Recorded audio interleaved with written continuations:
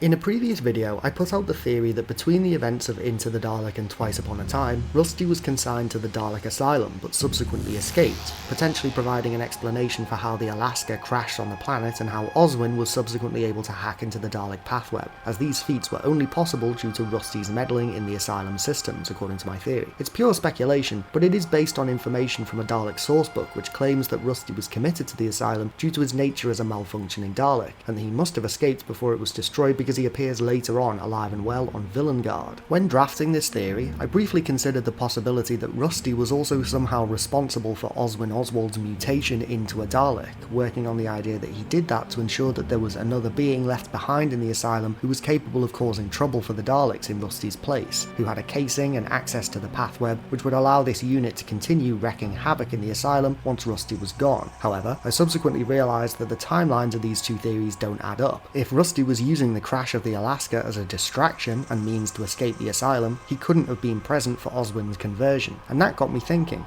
why the heck did the Daleks convert Oswin anyway? I know they're meant to be insane Daleks, that's why they're in the Asylum in the first place, but it just seems really strange.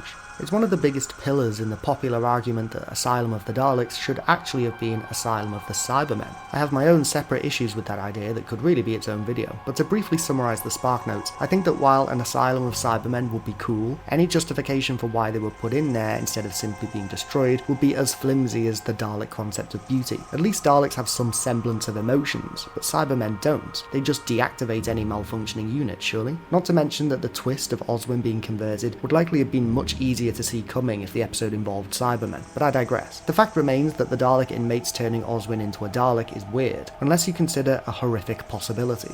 What if Oswin's conversion was a result of an encounter with a particularly deranged and twisted Dalek? A scientist, possibly sourced from the Time War when Dalek operations became much less strict on their usual conventions for purity, a successor to the Dalek Overseer perhaps? What if this unfortunate encounter with this specific deranged Dalek was what got Oswin diced up on an operating table and stuffed into a Dalek casing? I therefore present a new Dalek myth, the insane Dalek scientist that we never got to see. Sadistic even by Dalek standards, this unit, if it ever existed, must have been truly evil. Perhaps it acknowledged the horror of what it's like to be a Dalek, and decided that it wanted to deliver that horror onto an innocent human as some form of retribution against non-Dalek life. We know from various sources, most notably the Dalek novelisation, that one of the deep-rooted sources of Dalek hatred for all other life is the idea that the inherent freedoms of organic life forms are denied to the Daleks. Things like breathing fresh air, feeling sunlight on your skin, eating, sleeping, laughing, having sex, enjoying a good book, flying a kite, etc. The intense rage that Daleks feel towards humanoids in particular is driven in part by this notion. Their genetic engineering makes them hate, but this conditioning focuses that hatred, refines it, and ensures that the Daleks yearn above all else for the extermination of those who can enjoy the aspects of life that they cannot. They don't fully understand the joys of life. What they feel is not necessarily jealousy or envy, even though that is what it appears to be from our perspective. Daleks are so warped in their mindset that they probably aren't capable of feeling such emotions, but it is a pure distilled form of hate that drives them to do the horrific things that they do,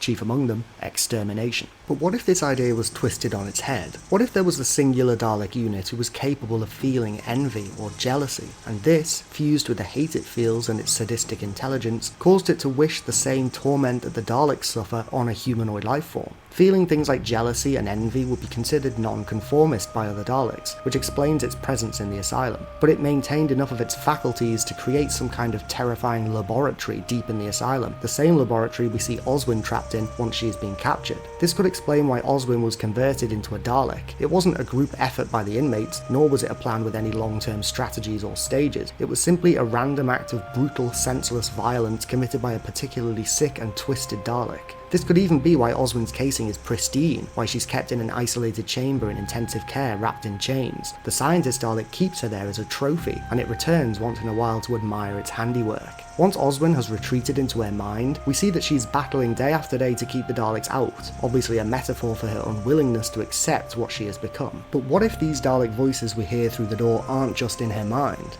They can't be the intensive care patients, they're catatonic. What if it's a manifestation of this hideous, terrifying Dalek that comes back at regular intervals to try to break her mind? It's a truly grim and dreadful concept, but there it is, that's my theory. What do you think? Let me know your thoughts on this idea and any nightmares that come from it in the comments below. Don't forget to click below to subscribe to Dalek Bumps.